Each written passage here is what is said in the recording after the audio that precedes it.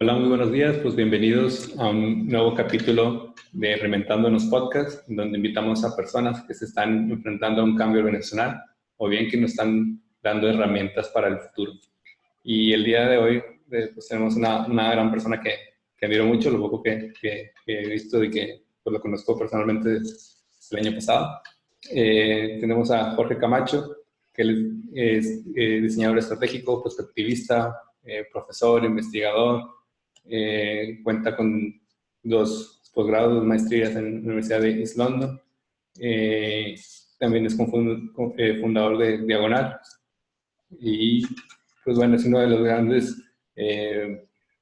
personas que se ha metido de lleno, digamos, el tema de perspectiva, de futuros, y que también como una de las características que tenemos en este podcast, que también invitamos a muchas personas que tienen este perfil también de easygoing, de autenticidad, que nos gusta mucho y nos llama la atención, y que pues, realmente eso también ayuda a que conectemos con muchas más personas, que creemos que el trabajo también debe de ser así de una forma fresca y colaborativa. Pues bienvenido, Jorge. Muchas gracias por venir.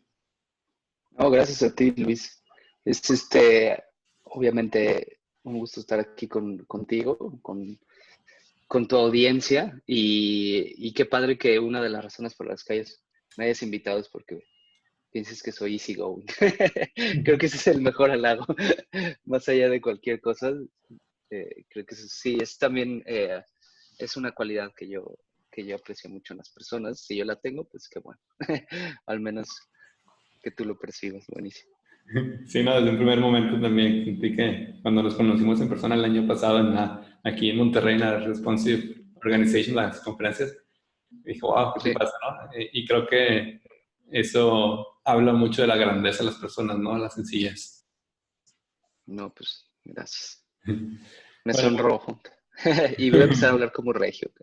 ándale. Tienes la filosofía regia, ¿no? Eh, Bueno, el regio original de a pie, ¿no?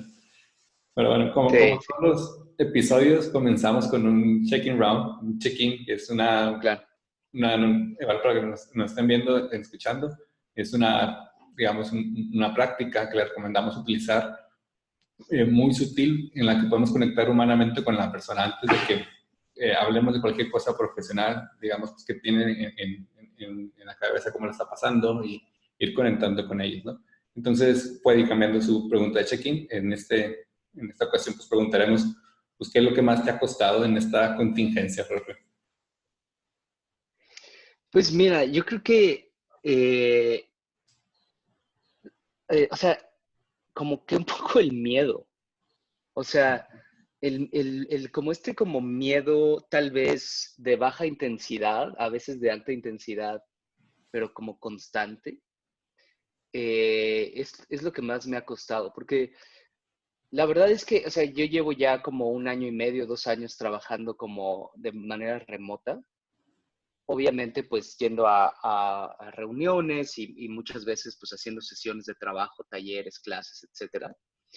Pero en general como que el día a día de estar así como trabajando en mi casa, conectándome con Diagonal, por ejemplo, tenemos un espacio como de oficina, así como medio coworking virtual, pero realmente estamos cada uno en nuestras casas haciendo videollamadas, etcétera. Así que esa parte no me preocupa. De hecho, pues también es una cosa muy buena el estar aquí con la familia, tengo 2 hijos, con mi esposa, etcétera.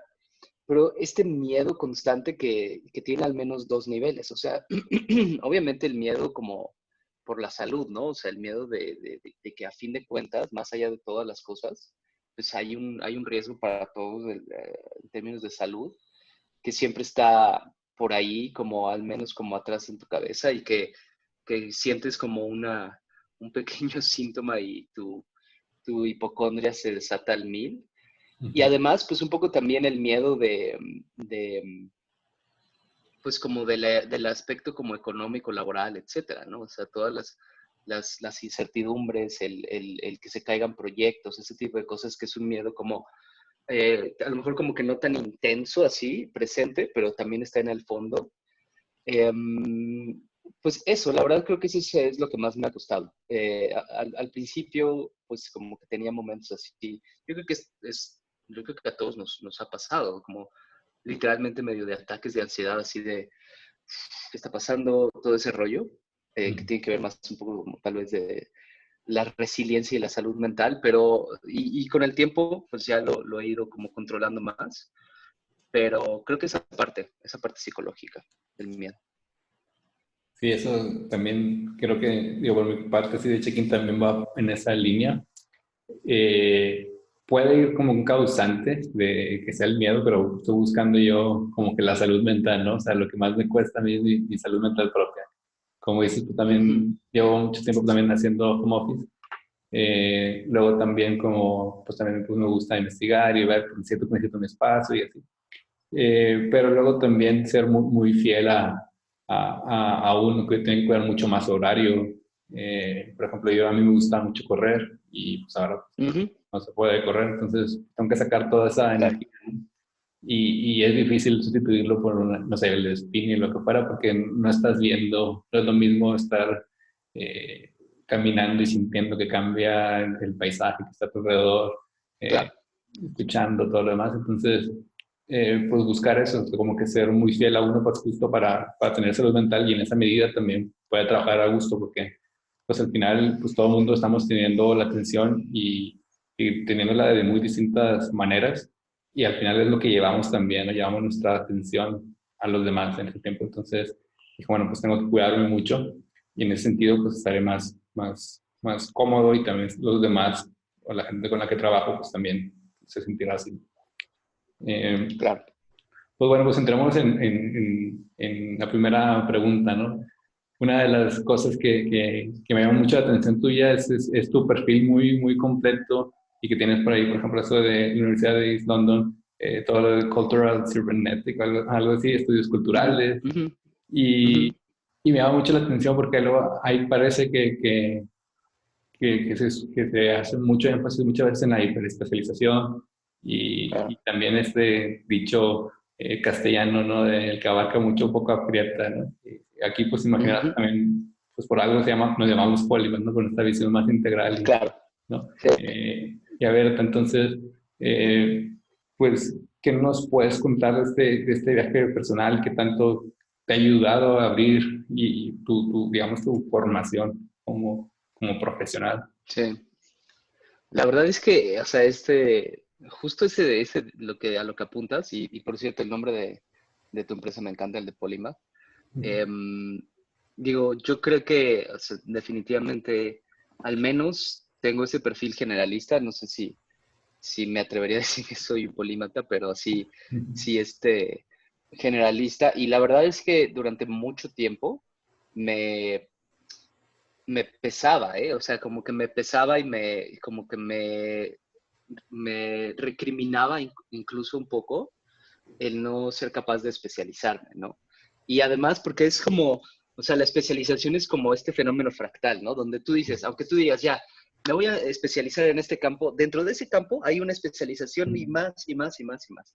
Por ejemplo, en el ámbito académico, o sea, pues digo, hay gente que hace carrera haciendo una cosa así de este tamaño, ¿no? O sea, investigando, investigando y publicando y publicando y publicando, ¿no? Y cuando yo estaba, digo, en cierta manera, parte de lo que hago siempre ha sido como más en este ámbito académico, eh, pero cuando estaba más de lleno en eso, como cuando estaba haciendo la maestría y el doctorado, y a lo mejor un poco el tiempo posterior, o sea, los años después de eso, como que me pesaba mucho el que yo veía como gente que había estado como en el mismo programa o en el mismo como campo académico, se especializaba así muchísimo, ¿no? Y escribía artículos del mismo tema y luego un libro y ta, ta, ta, ta. Y yo, a mí como que soy muy impaciente y cuando hago algo, y creo que eso es, o sea, esta parte de ser generalista tiene cosas positivas y cosas negativas. Creo que el aspecto negativo es que como que hago algo, lo experimento, me meto tantito y después como que es como si me aburriera y me fuera a otra cosa, como los niños que están así y se aburren y dejan el juguete y van a la otra cosa. Y creo que ha sido así y por mucho tiempo he estado así como saltando, saltando, saltando. Y creo que eso a fin de cuentas como que resultó en algo, que, o sea, durante el proceso me sentía como mal, ¿no? Decir, es que por qué no me estoy especializando en algo, etcétera? Y después me di cuenta que había como una manera posible de sacarle valor a eso, que era en lugar de tratar de ir contracorriente y tratar de especializarme, digamos, como en contraposición a mi instinto natural de ir en muchas cosas, pues más bien podría seguir ese instinto, casi casi como llevarlo todavía más allá y más bien tratar de sacar un valor como sobre como a un segundo nivel, ¿no? Del hecho de poder encontrar cosas alrededor de todas las cosas que había hecho. Entonces, pues así como rápidamente, como un recuento, pues yo estudié comunicación, trabajé desde el final de la carrera en diseño, como en un diseño más, pues digamos como retrospectivamente como más ejecucional versus lo que hago ahora, que es más estratégico, mucho en tecnología, diseño interactivo, aprendí a hacer cosas de tecnología a las que iba a regresar después, incluso a picarle como al código y cosas así. Después me vino este periodo en donde me metí más como en la parte académica, me fui a estudiar esta maestría en cultura cibernética, que era básicamente como una maestría en una escuela de estudios culturales, pero que estudiaba, esto fue en el 2004, así que ya llovió, como dicen por ahí, y estudiaba como, pues básicamente la cultura digital, ¿no? Que en ese momento pues ya estaba bien establecida, pero tampoco era como pre-redes sociales y todas estas cosas, ¿no? Y después de ahí me quedé en la misma universidad haciendo un doctorado en estudios culturales, pues que es el tema de la escuela en general, pero incluso dentro de eso, o sea, como que nunca estuve tan, o sea, siempre estuve dentro o asociado con el campo de los estudios culturales, pero nunca hice artículos y cosas así que yo situaría dentro del campo de los estudios culturales. Me fui un poco más hacia la filosofía, mi tesis era más de filosofía de la tecnología. Después regresé a México y he sido profesor desde entonces, sobre todo en el ámbito de comunicación y progresivamente más en el campo del diseño, en cosas teóricas y prácticas. Y por ahí empecé a trabajar también en publicidad después, como creativo tecnológico, regresando un poco a este campo como del diseño interactivo y el uso de la tecnología. Después me fui metiendo más a la innovación más en general, no solamente tecnológica, y empecé a encontrar más y más en el ámbito del diseño, pero a pesar de que había trabajado en el diseño más en este campo ejecucional, descubrí el diseño como diseño estratégico, design thinking, etcétera, etcétera. Ya desde mi tesis había empezado a explorar el tema de futuros, así que empecé como a explorar más. Algo bueno, o sea, creo que mi tendencia como generalista se ha mantenido, pero creo que, y justo el otro día en un ejercicio, en una clase, un invitado nos ponía a hacer como Luis Marinés de aquí, un colega antes Incito, mi ahora Fior, nos ponía a hacer un ejercicio bien interesante que tiene, que le llama como un pasaporte disciplinario. ¿Cómo harías un pasaporte? Sí, que describiera pues como tu historial como profesional y disciplinario, y tenías que dibujar como un escudo. Y por otras conversaciones que he tenido recientemente, lo imaginaba así como estas curvas, así como de frecuencia, porque siempre me gusta mucho también a nivel filosófico esta idea de las curvas, de lo cíclico, etcétera, pero como si fueran curvas que se van haciendo como con menor como amplitud, y porque de alguna manera veo mi carrera como de estar saltando muchos campos, pero cada vez más enfocado como en esta intersección entre diseño y futuros. Y al menos, y sigo obviamente explorando mucho, pero ya todo lo que exploro cae dentro de este ámbito.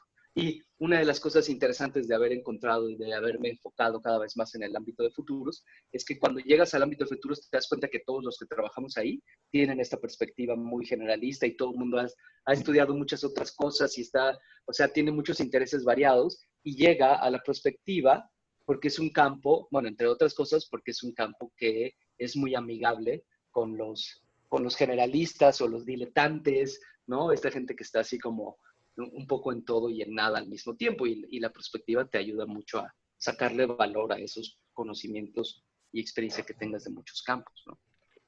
Sí, es muy interesante porque también, bueno, hay bueno, dos puntos con respecto a esto. Una vez leí un tema, un artículo que es de Tim Brown y decía que el ex CEO de IDEO y Ujú. decía, pues la gente cree que todo el tiempo estoy leyendo diseño e innovación, pero pues, por ejemplo, en ese año, creo que hace 2 años, pues estoy leyendo el de Da Vinci, el de Walter Isaacson, estoy leyendo con Bill Gates, de economía del comportamiento, ¿no? Y todo eso, pues Claro. me ayuda a abrir miras, ¿no? Y llevarlo al diseño, pero él dice como que tengo que descansar de todo ello, ¿no? Como que Claro. hacer como que una perspectiva desde acá, desde el fondo y ver todo el panorama, ¿no? Eh, y por Por ahí, ejemplo, sí, sí. no, perdón, adelante, adelante, te interrumpí.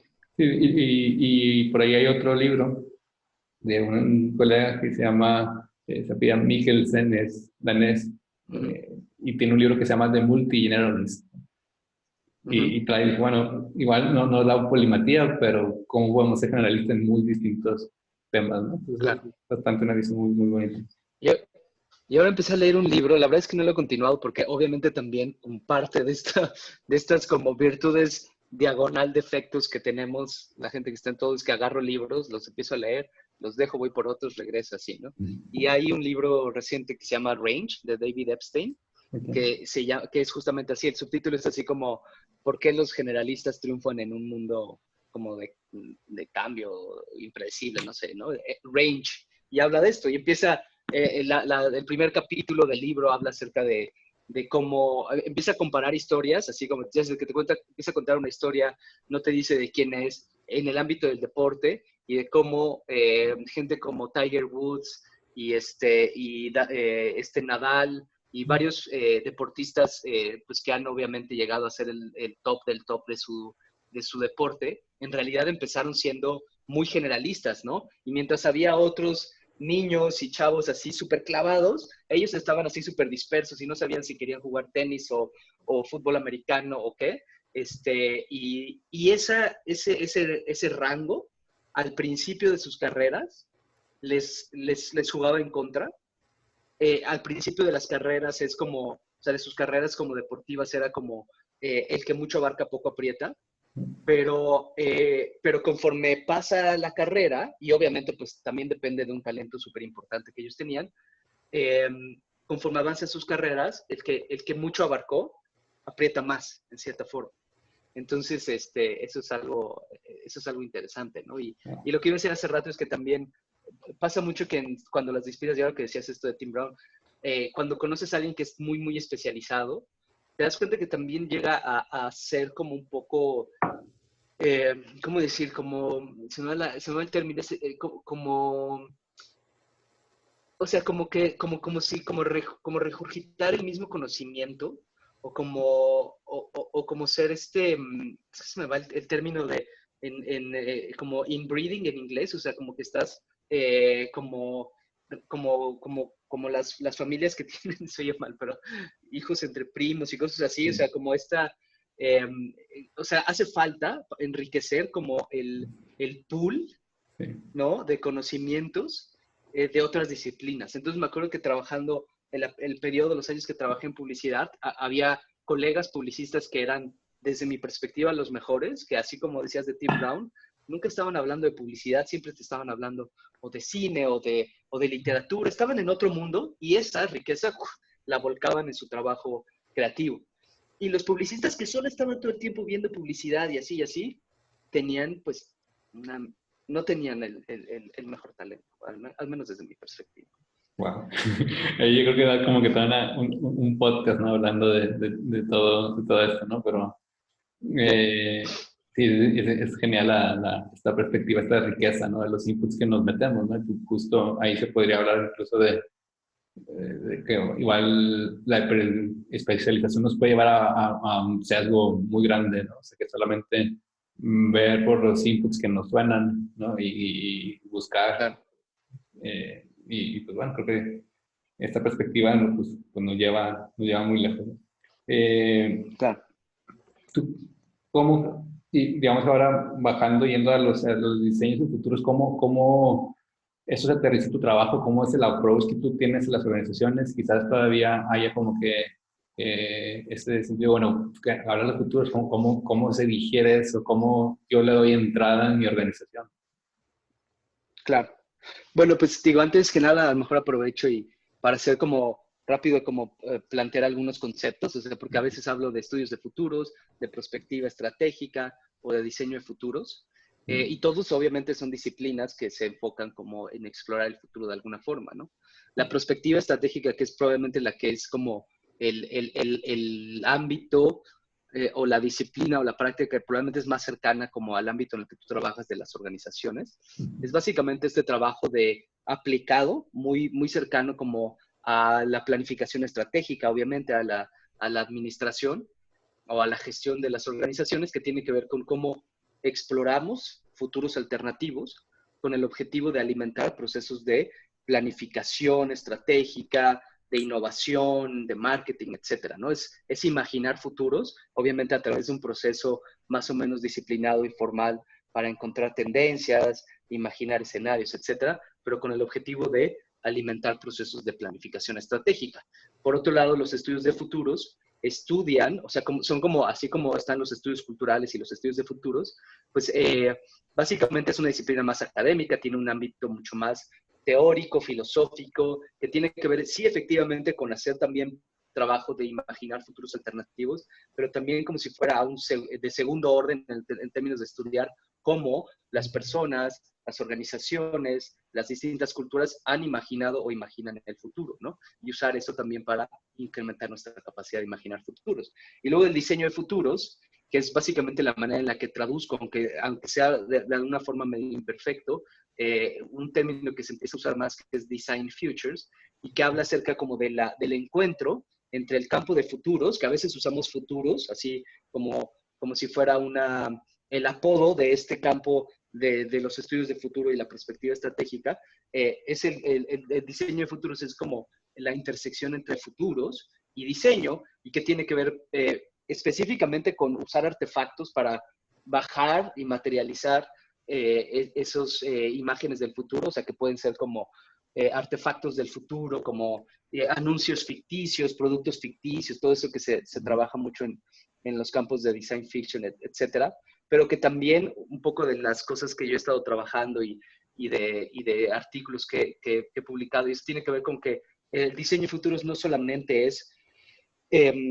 realizar, materializar prototipos del futuro, sino también todo el proceso de investigación también de futuros es muy, muy similar y muy cercano al diseño y puede enriquecerse mucho con prácticas de diseño, y que además también, si a fin de cuentas lo que estamos haciendo cuando exploramos el futuro o los futuros es tratar de tomar decisiones que nos lleven hacia esos futuros deseables, pues también es a mí me va a pasar lo mismo, va a entrar por ahí alguno de mis chamacos. Pues también es una forma de diseño, ¿no? Es una forma de tratar de construir cosas preferibles. Eso como ahora a todos, ¿te acuerdas de ese video de hace unos años del tipo de la BBC que estaba ahí se metió sus hijos? O sea, ahora nos pasa a todos, ¿no? O sea, ya sea que tengamos hijos o que tengamos perros o gatos, a mí me pasa con todos, porque tengo gatos, hijos pero bueno, en el podcast no van a saber qué sucedió, pero el hijo de Luis acaba de entrar, ¿no? Ahí. Entonces, bueno, pues ese es un poco los campos, ¿no? ¿Cómo se baja? Pues te puedo platicar así como del último proyecto que hicimos con Diagonal, porque fue como un proyecto múltiple, fueron 3 proyectos que hicimos el año pasado, en 2019, con Gentera, que es esta compañía de servicios financieros que se enfoca en la inclusión financiera, y que su compañía, o sea, es un holding, es un grupo, y la compañía más conocida probablemente es Banco Compartamos. Pues básicamente empezamos a trabajar con ellos en un proyecto de diseño estratégico. Querían explorar oportunidades en el diseño de plataformas digitales, y siempre, aunque no estemos trabajando en un proyecto de perspectiva propiamente, siempre incluimos algo de futuros a través de hacer un análisis de tendencias que alimente el proceso de diseño, etcétera.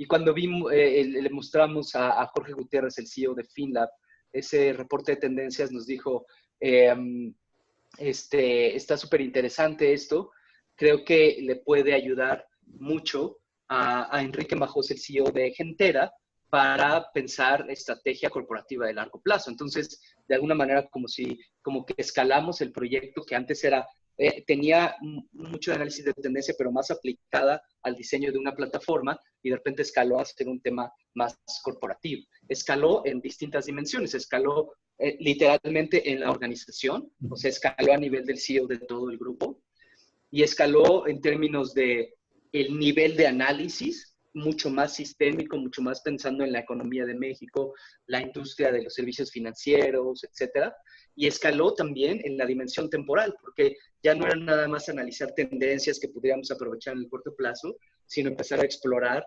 futuros a largo plazo. Entonces, se convirtió en un proyecto que se llama, o le llamamos Gentera 2030, y era una exploración de futuros alternativos para la economía de México en la próxima década, ¿no?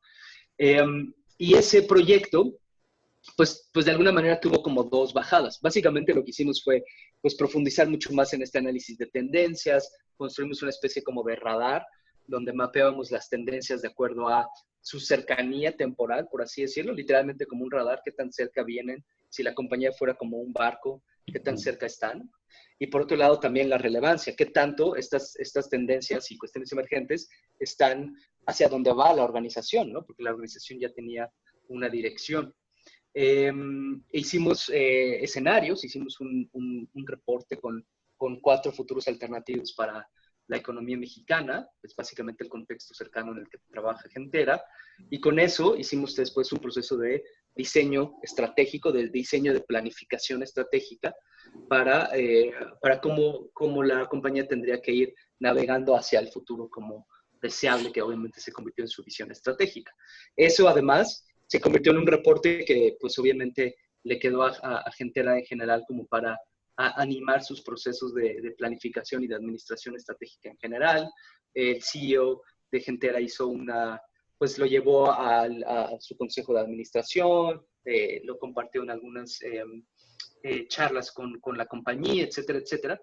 Y además también después nosotros usamos esa visión estratégica de largo plazo para alimentar el proceso que habíamos iniciado ya del diseño de la estrategia. Entonces, es interesante porque fue como un proceso que empezaba como a este nivel, escaló a este nivel, después alimentó cosas a este nivel, pero después descendió y nos sirvió para aplicarlo en un proceso de diseño bastante, pues, digamos, bastante bajado, ¿no? A un producto digital. ¿Sí? Es Oye, básicamente un poco. no, eso resuena mucho y creo que también se aplica, digamos, a esta realidad que estamos viviendo ahora, ¿no? O sea, sí, hoy en día hay bastante incertidumbre y ya de por sí la había, pero ahora creo que somos más conscientes de ello. Me acuerdo el año pasado que te conocía y hiciste este cuadrante, ¿no? De que qué tanta responsabilidad teníamos, ¿no? Sí, Y qué tan optimistas, pesimistas nos sentíamos, ¿no? Y conectando con ahora lo que dices, ¿no? Creo que, y en esa explicación que das y que también decías en un post, recuerdo que a veces se cree que el futuro se predice, como que predicáramos el futuro, ¿no? Pero creo, y ahorita con esta visión sistémica que ibas hablando y cómo se iba propagando, digamos, a otras áreas y escalando de distintas maneras a la organización, ¿cómo podemos combinar como que este aspecto optimista de decir, no tener como que este miedo al futuro y ni tampoco llegar al extremo de decir, ok, tengo la varita mágica y claro. estoy optimizando el futuro? Creo que ahí hay algo, un mundo interesante que nos puedas compartir. Claro. Sí, esa actividad que te refieres es una actividad que generalmente hago y obviamente no soy el único, muchos en el campo de futuros la hacemos. Pues cuando hay talleres, cuando hay sesiones de trabajo, ese tipo de cosas, se llama, lo pueden buscar como en inglés el Pollack Game, es, o el juego de Pollack. Y está basado primero en las ideas en un libro bien interesante de los 70 que se llama The Image of the Future, de Fred Pollack. Fred, sí. Y, y, y después Stuart Candy y Peter Hayward, un par de futuristas prospectivistas australianos, lo empezaron a desarrollar más como un juego, eh, pues así como interactivo, eh, para hacerse en grupos, y que básicamente tiene que ver con eh, medir o que la gente exprese sus actitudes con respecto al futuro en dos como criterios o dimensiones. Una es el optimismo que sienten o pesimismo con respecto al futuro, en el libro de Pollack le llamaba a esa dimensión el optimismo o pesimismo de esencia, o sea, o pesimismo u optimismo esencial, o sea, el que tienes así como tal, o el que tienes así como si fuera a partir de evaluar el mundo como es. Y la segunda dimensión es la que en el libro llamaba optimismo o pesimismo de influencia, que tiene que ver con esta dimensión de la responsabilidad que tú decías. Entonces, básicamente tú puedes medir tu actitud al futuro en términos de qué tan optimista o pesimista eres con respecto al futuro y qué tan optimista o pesimista eres con respecto a tu confianza de incidir en el futuro, en las cosas que pueden llegar a suceder. Así que puede ser optimista en los dos sentidos, optimista o pesimista en uno, etc. Se dibujan básicamente 4 cuadrantes. Y buena parte de la perspectiva, del trabajo de perspectiva estratégica, en cierta forma, es como si fuera tratar de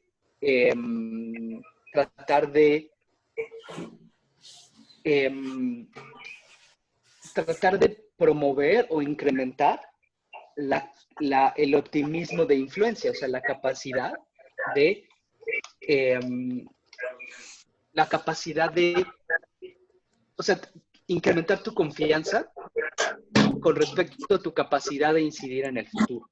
¿Sí? Creo que por ahí hay alguien con el micrófono prendido que igual está bien. Sí.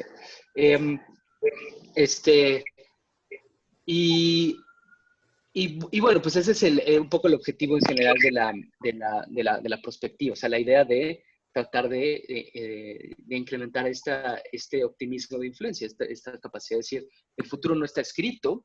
De hecho, y aquí hay otra referencia, otro pues básicamente de los fundadores del campo de los estudios de futuros, Jim Dator, tenía esta idea fabulosa de las 3 leyes de los estudios de futuros, que era, la primera ley es como muy, muy provocadora, es como el futuro no se puede predecir, no se puede entender, no se puede conocer, simplemente porque el futuro no existe.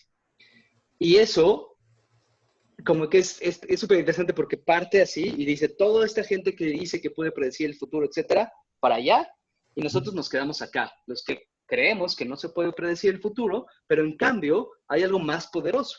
Y es que si exploramos muchos futuros alternativos, estos escenarios, podemos hacer muchas cosas mucho más interesantes que predecir el futuro.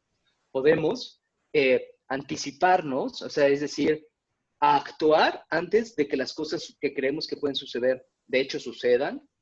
Podemos actuar para tratar de conseguir los futuros que queremos que sucedan.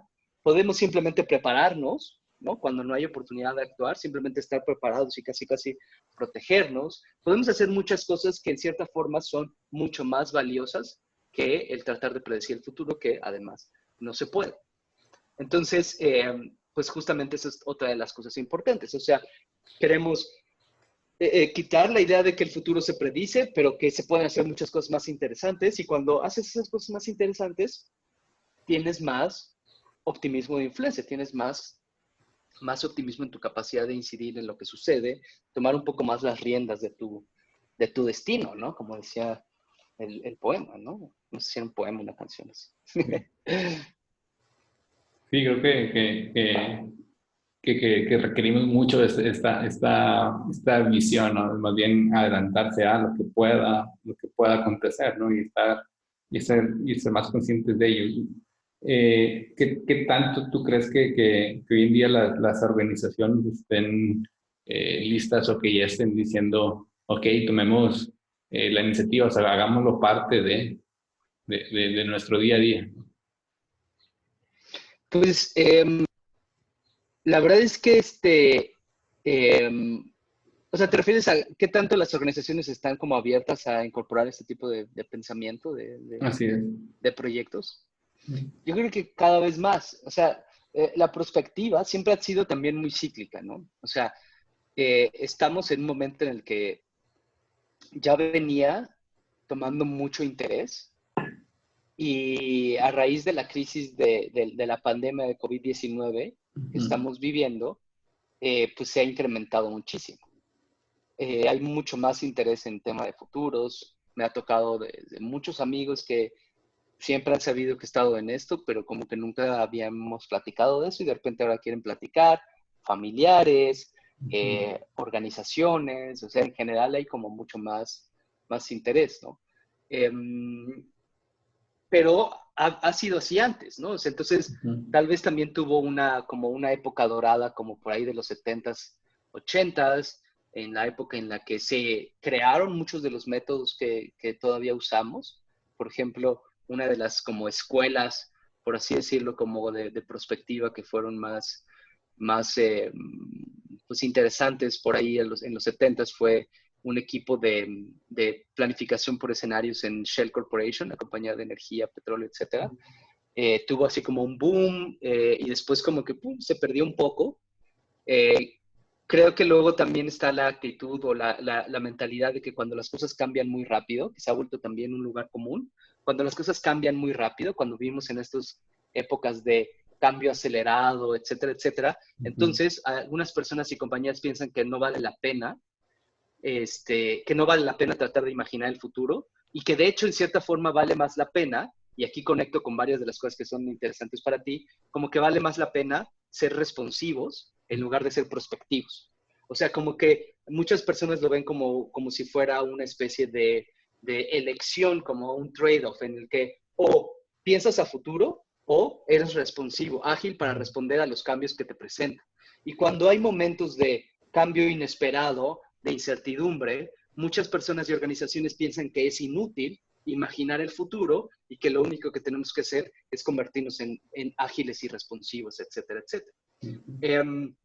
Y ahora podemos regresar a eso porque por ahí también hay otra venta bastante interesante. Pero lo que sí es que como que siento que hubo un momento en el que nos fuimos más por ese camino hacia nivel cultural y ahora hay otra vez, ya venía, creo que lo interesante con la crisis que estamos viviendo es que muchas cosas que ya estaban sucediendo, como cosas relacionadas con la transformación digital, obviamente, ya estaban sucediendo y la crisis, ¡pum!, les metió el acelerador y las empujó. Y el tema de imaginar futuros, la preocupación por el futuro, se volvió mucho más importante, también ya venía siendo mucho más importante también a raíz de las crisis, ¿no? De la crisis, perdón.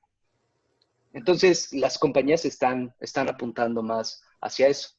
O sea, incluso si te lo cuento así a nivel muy, no personal, sino profesional, pero cercano, no había tenido, o sea, las últimas semanas después de la crisis, o sea, no había tenido tantas conversaciones tan interesantes, no solamente con gente como tú, en relación a podcasts y charlas y cosas así, sino también con compañías, con organizaciones que de repente se han acercado conmigo a platicar de esto, incluso para explorar proyectos. Al mismo tiempo es como un arma de doble filo, porque al mismo tiempo también las compañías están como cerrando, o sea, replegándose, no necesariamente tienen muchísimo presupuesto para invertir en cosas así. Las compañías más interesantes con las que he hablado sí reconocen que a pesar de que estamos como en épocas de vacas flacas, es el momento de invertir en esta perspectiva, en esta prospectiva, para tratar pues de aprovechar el momento de construir una ruta hacia afuera de la crisis. Sí, creo que como se puede ver en las universidades y mismo en las mismas ciudades, una universidad o una ciudad sin investigación, sin mirar, sin clavarse, pese a todas la crisis, pues lo que queda es que se quede atrás, ¿no? Claro. Que llegue a responder. Y como dices, sí, creo que lo responsivo pues, es un skill importante, pero no podemos estar como que todo el tiempo apagando fuegos, ¿no? Sino que Claro. yendo más allá. Y en este sentido... Hay un, perdón, no, adelante. No, no hay que cortar la inspiración. No, no, es que justamente hay una frase que para mí es como que la que me encanta usar cuando se habla como de prospectiva, y ahora se usa mucho el término prospectiva organizacional o corporativa, y que creo que es justamente como la intersección del campo en el que te mueves más tú y el campo en el que me muevo más yo. Y hay un libro que obviamente es como fundacional para el campo en el que tú estás, el de Reinventing Organizations de Laloux, que hay una parte del libro en donde está hablando de una compañía francesa y que, pues una de estas compañías que es un ejemplo de los cambios organizacionales que Laloux pues menciona y, bueno, estudia en su libro, y menciona que esa compañía, alguien en esa compañía o la compañía como parte de su filosofía, tiene esta idea y dice, nosotros somos como granjeros, miramos a los próximos 20 años, pero planificamos para el día siguiente. Y me parece así increíble cómo relaciona y trasciende esta dicotomía aparente entre la perspectiva y lo responsivo. Porque, ¿por qué los granjeros ven a 20 años? Pues porque tienen que pensar en los ritmos de la tierra, básicamente, ¿no? Si tú estás haciendo una huerta con árboles frutales y cosas así, no es algo que va a pasar mañana, es algo que va a pasar en 20 años o más, ¿no? Para tener una buena cosecha de manzanas y cosas así, en realidad estás pensando en décadas. Pero como granjero también siempre estás a expensas del clima, ¿no? O sea, de las condiciones como locales y de corto plazo del medio ambiente para ir como atendiendo tu cosecha. Entonces es una metáfora súper interesante de cómo puedes estar viendo a largo plazo, incluso a muchos largos plazos o medianos y largos plazos, a la vez que eres responsivo y ágil para responder a los retos que te presenta el día a día. Entonces, esa idea me parece fabulosa. No, eso está genial, ¿no? Porque es verdad, pues no podemos anticipar del todo el futuro y tendremos que ajustarnos, pero sin dejar de ver hacia la meta, hacia donde nos gustaría ir, nuestro todo un músculo, ¿no? Y creo que en ese sentido que hablaste de intersección de perspectiva organizacional, y creo que también pues hablabas cuando esto de diseño futuro, es que podría ser una mezcla de los dos. Tú crees como que ya viene siendo, y hay dos cosas que me gusta mucho de lo que escribes y dices. Una que ya se vea como el diseño como una misma cosa, y la otra, es que sea tiempo, como decías tú, que, que la gente de diseño ya tenga una silla, ¿no? En el board of Claro. directors, ¿no? O sea, Sí. ¿cómo vemos, cómo ves toda esta unión ya con esa concientización más sobre el diseño? Sí, es súper interesante como cómo el diseño en sí mismo como que se ha ido, pues es otro de los temas que siempre me interesan y que por ahí escribo, etcétera. O sea, la expansión del alcance del diseño, este, como muchos campos o muchas actividades del diseño. Por ejemplo, a veces cuando hablo cuando hablo con diseñadores sobre el tema de la expansión del alcance del diseño, a veces hay por ahí, por ejemplo, una idea de los 90 de Richard Buchanan, que hablaba acerca de las cuatro áreas decía, escribía en los 90. Si quieres darte cuenta de qué tan extenso es el alcance del diseño en la vida contemporánea, piensa en estas cuatro áreas, ¿no? Y la primera era como la comunicación visual, lo que asociamos con el diseño gráfico, así muy clavado, el diseño de producto, de objetos materiales y cosas así, que son básicamente esas dos áreas, son como lo que ha existido desde hace 100 años en términos de diseño de producto, de mobiliario, de moda, diseño gráfico, etcétera, etcétera. Pero decía, hay otras dos áreas también en la cual muchos diseñadores trabajan y también muchos profesionales que no se consideran a sí mismos diseñadores, pero que básicamente lo que hacen es diseño. Y hablaban de la tercera área de las actividades y servicios organizados, y la cuarta de los sistemas complejos y los entornos. Y una de las cosas que creo que ha pasado en los últimos 30 años es que varias de las actividades, o sí, básicamente de las actividades de diseño, que antes no eran explícitamente diseño, se han vuelto también explícitamente diseño. Y el diseño organizacional es una de esas. En cierta forma podemos decir que las organizaciones siempre se han diseñado.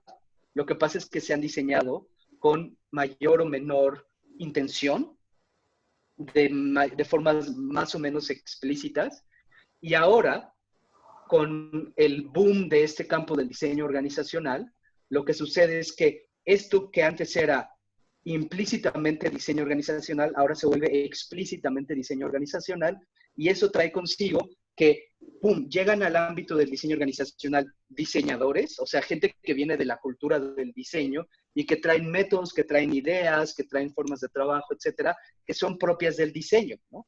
Entonces surgen estos campos que de repente explícitamente se convierten en diseño y que coincide también mucho con esta idea que es casi un meme en el ámbito del diseño, y es ya tenemos un lugar en la mesa, ¿no? Ya tenemos un lugar en la mesa directiva, ¿no?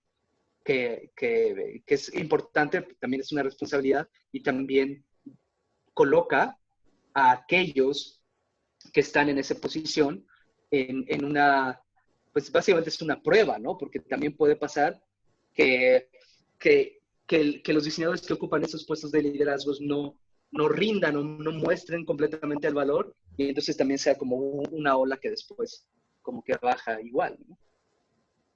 Sí, o sea, creo que, como dices, cómo podemos, toda esta, como combinar como que esta visión de la luz, hacer de las organizaciones algo más flexible, yo creo que más se acomode, ¿no? Como esta visión que tenía, o que dicen de las parvadas, ¿no? O sea, que al parecer parece que no manda a nadie, sino que se va ajustando esa organización, o sea, va haciendo... va a apuntar a alguna dirección, pero luego si pasa algún viento o lo que fuera, pues se ajusta, ¿no? Creo que si metemos a las personas o al menos el mindset de diseño, ¿no? O pensar, decía Tim Brown incluso que una de las cosas que él buscaba o el reto que tenía las organizaciones es cambiar como que esta visión de meramente procesos a proyectos, ¿no? O sea, generalmente estamos Ujú. en constantes proyectos, en constantes retos, ¿no? Y creo que esa también es la mentalidad que nos puede dar el diseño. Y dice, bueno, como si tiene un lugar en el board, pero porque estoy reconociendo también su grandeza, todos los beneficios que da el trabajo en sí, ¿no? Y creo que, digo, igual aquí es como que un piropo a los diseñadores, pero es como que este papel creador, este papel muy humano, estar constantemente en cambio, ¿no? Estar constantemente Claro, pensando hacia dónde yo quiero ir, ¿no? claro. Eh, yo creo que pues, aquí yo creo que estaríamos un montón de tiempo, pero creo que para ir cerrando, que es la pregunta obligada, que es, ¿qué te ilusiona a ti del futuro del trabajo, de tu profesión? ¿Qué es lo que más te mueve y que me gustaría que pasara esto? ¿Cómo ves? Claro. O sea, creo que justo a veces cuando hago esta actividad del juego de Pollack, a veces los participantes me dicen, como yo lo estoy facilitando y yo estoy afuera, me preguntan, ¿tú dónde te hubieras posicionado? Y yo soy como muy, o sea, como que hay algunos términos por ahí que me gustan, como un optimista enfadado o como un optimista escéptico. Ese tipo de cosas como que califican el optimismo, porque soy muy consciente de todos los grandes retos y problemas que enfrenta el mundo, ¿no? El cambio climático, desde luego, como el mayor, como de mayor escala y de relevancia, y muchos otros que son incluso mucho más cercanos, la desigualdad, la, los defectos que tienen nuestros sistemas políticos, los retos tecnológicos y obviamente pues ahora la crisis de salud y de recesión económica. Pero siempre digo que me pongo como relativamente, o sea, como un poquito optimista y medianamente, perdón, un poquito optimista como en este primer sentido como esencial y a nivel medio de influencia, porque creo que justamente el trabajo que estoy haciendo, al que llegué y que tengo la fortuna de hacer, que tiene que ver con dar muchas clases y talleres y trabajar con compañías en proyectos que involucran incrementar esta capacidad prospectiva y por lo tanto este optimismo de influencia, pues en cierta manera, o sea, mi perspectiva es que puedo empezar a generar estos ciclos de retroalimentación en los cuales el que la gente piense que puede incidir en el futuro, pues va a incrementar las posibilidades de que sucedan buenos futuros, y eso hace que más gente se interese por estas cosas, y me interesa mucho esta generación como de feedback loops, de influencia y optimismo. Um, este, creo que hay, o sea, como también parte de la perspectiva es no ver solamente un futuro, ver muchos futuros. Pero creo que hay una cierta articulación entre esta idea de tratar de incrementar esta capacidad prospectiva y este optimismo de influencia, que además tiene una relación específica con el crecimiento y la democratización de prácticas de diseño, de prácticas de futuros. Y creo que si esto continúa, podemos irnos hacia algunos futuros que son como muy prometedores. Definitivamente vamos a pasar por varios años muy complicados. Esta crisis no va a pasar, no va a terminar mañana, no va a terminar este año, aunque se controle la pandemia, no va a cambiar de un día para otro.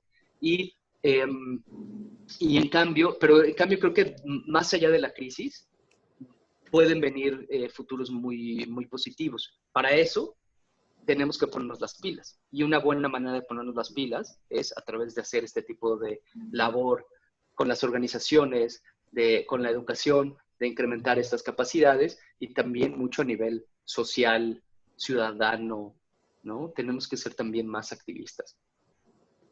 Sí, creo que ahí hay un montón bueno, de pasar de la organización y también tocar esta parte social, ¿no? ¿Qué pasaría si la sociedad tuviera esta conciencia también de, hoy justo imaginamos la ciudad, ¿no? Por eso han salido muchos laboratorios a lo largo del mundo, a lo ancho del mundo, de laboratorios de la ciudad, que Claro. realmente, creo que por ahí, creo que en Madrid había uno, se llama el Medio Lab Prado, que decía, la ciudad Uh-huh. será la ciudad que queremos. Eh, Claro. sí. Eh, pues bueno, pues yo creo que esto, pues creo que aquí es un buen lugar para terminar. Ha sido Uh-huh. todo un placer platicar contigo y con ahora sí que darnos una visión esperanzadora, y que creo que ojalá pues que todos formemos parte de ella. Pues Pues muchísimas gracias. te agradezco muchísimo. Si quieres, pues dejarnos tus datos donde te podemos encontrar. Eh, Claro. Pues mil gracias, Luis. La verdad es que disfruté mucho, hasta se me pasó muy rápido la conversación. Obviamente, pues seguiremos platicando en público o en privado, obviamente, porque esta intersección entre futuros y organizaciones es algo que me interesa mucho. Y sí, pues les dejo, a lo mejor lo escribo también aquí en el chat para que tengan así, pero en mi Twitter es J-CamachoR. Les recomiendo que, bueno, pues sería muy bueno que nos siguieran también a Diagonal. El sitio web es diagonal, la palabra diagonal, punto, estudio, sin E. Entonces es diagonal.studio, y ahí vienen nuestras redes y ahí tenemos algunos de los casos de los que hablé. Y pues también muchas de las cosas que hacemos son más como talleres públicos y cosas así, entonces para que estén pendientes de las cosas que estemos haciendo. Vamos a hacer algunas cosas interesantes en las próximas semanas y meses, obviamente más en el ámbito como virtual, etcétera, pero sería fabuloso estar en contacto por ahí. claro que sí. Pues muchísimas gracias. Gracias por este episodio nuevo de Reventándonos. Y pues ahora pues a reventar nuestros trabajos y a reventar nuestras ciudades. Pues muchas gracias a todos. Pues hasta luego. Muy buen día del trabajo. Sí, muchas gracias, Luis. Saludos a todos.